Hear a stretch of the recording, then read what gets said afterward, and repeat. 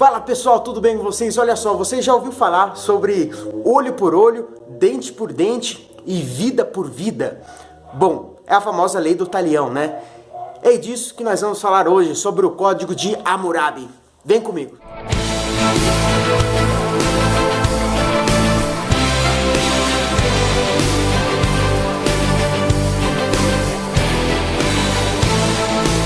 Fala pessoal, sejam bem-vindos a mais um vídeo aqui no nosso canal Conhecimento é Verdade, o seu canal, né, de divulgação científica e de estudos, que é muito bacana. Bom, eu sou o Giovanni, tá? E estamos aqui para mais um vídeo para dar continuidade àquela nossa playlist sobre a evolução histórica dos direitos humanos, né?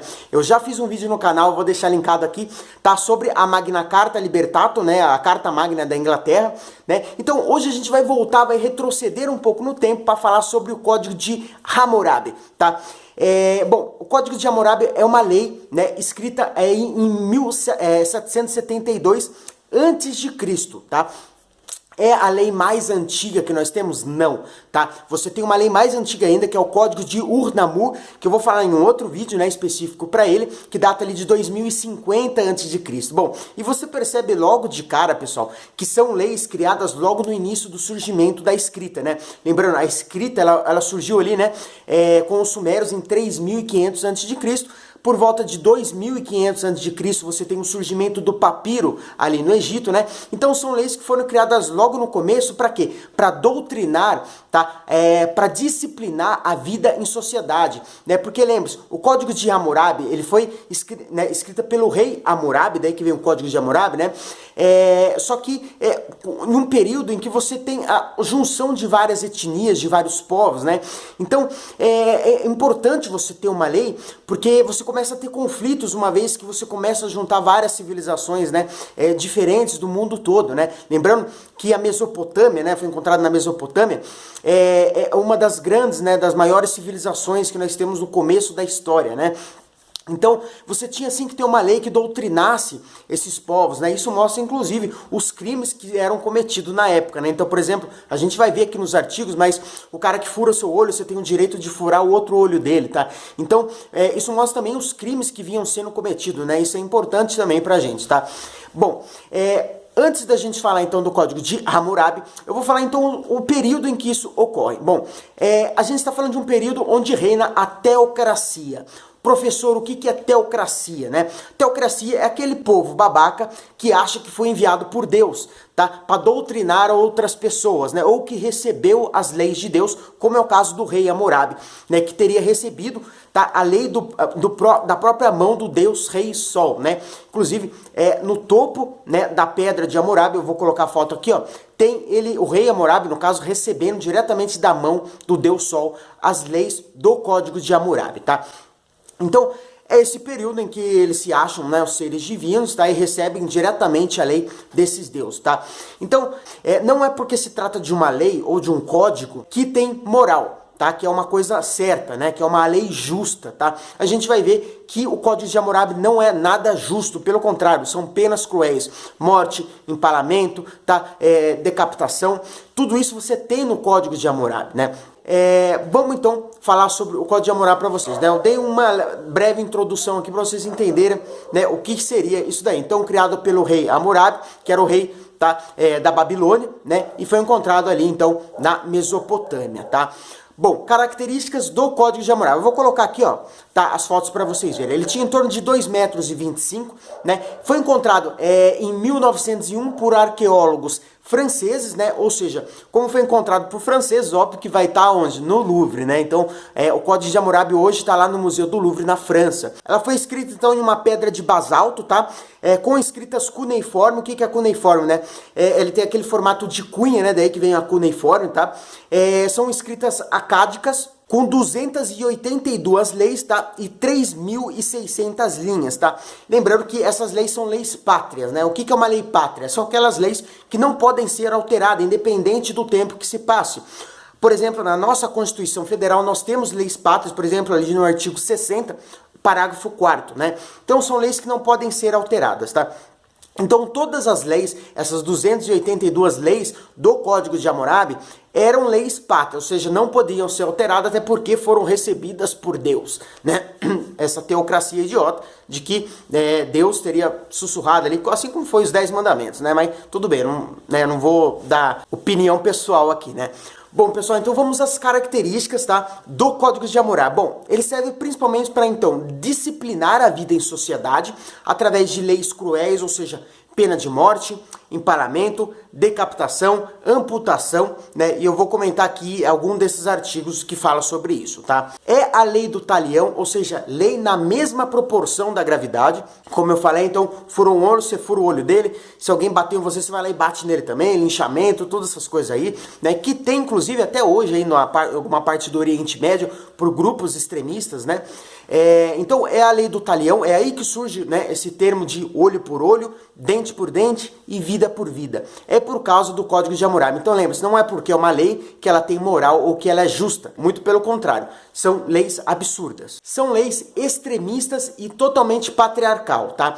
O que eu quero dizer com isso? Que a figura do homem, ela tem uma relevância muito maior do que o filho ou do que a mulher, né? Então a mulher ainda está em segundo plano aqui nessas leis. Não tem essa igualdade que nós temos hoje em dia, né? Ou que pelo menos o Estado tenta, né, colocar. E por quê? Porque a gente vê, por exemplo, que o filho que agride o pai, ele tem a mão amputada, tá? Outro caso, a mulher que trai o marido, ela deve ser o quê? Afogada, ela deve morrer, tá? Ou seja, a figura do homem, ainda assim, essa lei mostra pra gente que ele tá acima, então, da mulher ou das crianças, né? Bom, e voltando então à lei, né, vamos falar sobre o que traz alguns artigos dessa lei. Bom, elas vão desde o banimento da cidade, como eu falei para vocês, da Babilônia, né, até a pena capital. O que é a pena capital? Seria a pena de morte, né? Então vai desde o banimento até a pena de morte. Só que muitos dos crimes são punidos com a morte. Então roubar um templo ou a corte é punido com morte. Enganar ou difamar um outro homem é punido com morte. O filho que bate no pai tem a mão arrancada, tá? A mulher que arruina o lar, que difama o marido e que trai, ela é punida com morte, é afogada, tá? Mas era só questão de morte no código? Não, pessoal, tá? Ela traz também algumas noções corriqueiras do cotidiano da vida deles, tá? Entre elas, direitos trabalhistas, né? A remuneração do trabalhador, tá? Órfãos, também fala sobre órfãos, crianças que são adotadas, né, de outros povos, tá? Fala também sobre o convívio do casamento, né, no dia a dia ali do homem e da mulher, né? Então ela traz uma série também de questões sociais, né, cotidianas ali, além da morte, né? A morte ela é mais aplicada quando você tem essa igual proporcionalidade, né, de lesões, né, de agressão, né, e tudo mais, tá? Então essas 282 leis também trazem coisas boas, né? Vamos dizer assim, né? Então agora se tratando de morte, óbvio, o Código de Hammurabi é ridículo, né? Não tem justiça nenhuma, né, se tratando aí de justiça propriamente dita. Bom, é isso que eu tinha para passar para vocês. Vamos resolver agora 3 questõezinhas aqui para a gente encerrar então esse vídeo. Mais um vídeo aqui do nosso tema Evolução Histórica dos Direitos Humanos, tá?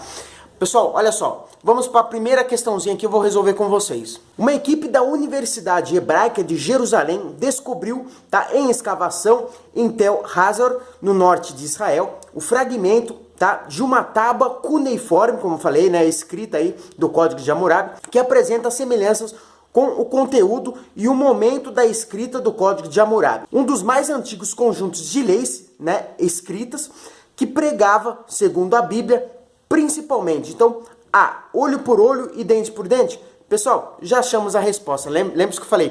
É aí que surge esse termo, olho por olho e dente por dente. É através do Código de Hammurabi, que não tem nada de moral nisso daí, tá? Então, lembrando, tá? Se você deve estar se perguntando assim, professor, isso cai em concurso, né? Isso cai na minha prova? Não, cara, não cai. Isso daqui, o Código de Hammurabi, só caiu uma vez, questão do Código de Hammurabi, em um concurso que eu vi. É muito difícil cair questões sobre o Código de Hammurabi, cara. Se você falar assim, possibilidade disso cair no meu concurso, cara, para não falar 0,1%, tá? Porque é muito difícil, provavelmente não vão falar sobre o Código de Hammurabi, tá? Mas se falar, vocês sabem que é o famoso olho por olho e dente por dente, como a gente acabou de ver, tá bom? Então, primeira questãozinha, a gente já gabarita aqui a questão, né, a letra alfa, tá? Ou seja, olho por olho e dente por dente. Próxima questão, o Código de Hammurabi, um bloco de pedras de 2 metros, tá? E 25, como eu falei para vocês de altura, encontra-se hoje no Museu do Louvre, tá? Em Paris, porque, como eu falei, foi descoberto pelo arqueólogos, né, francês, tá? Dos muitos artigos, tá, de lei nele gravados, cerca de 250 já foram decifrados, beleza.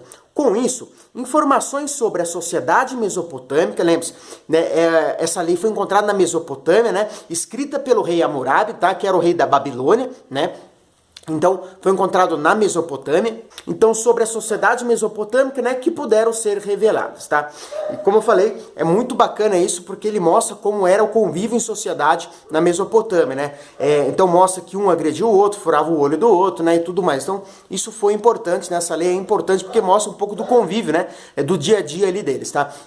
Então vamos lá. Assinale quanto à veracidade V ou F, né, as afirmativas abaixo sobre a sociedade mesopotâmica e o seu código de leis. Então, primeiro, a chamada lei do talião, talionis, em latim, significa tal ou igual. Apareceu pela primeira vez no Código de Hammurabi. Ela pregava o princípio do olho por olho e dente por dente, ou seja, ao infrator aplicava-se o castigo proporcional ao dano causado. Exatamente, cara, a primeira já está verdadeira. Falou do termo olho por olho, dente por dente, a proporcionalidade, né, desse agravo, ou seja, se você bater em alguém, você vai lá e bate nele também. Se alguém matou, ele também vai ser morto, né? Então, essa proporcionalidade, né, que não tem moral nenhuma, como eu já falei, tá?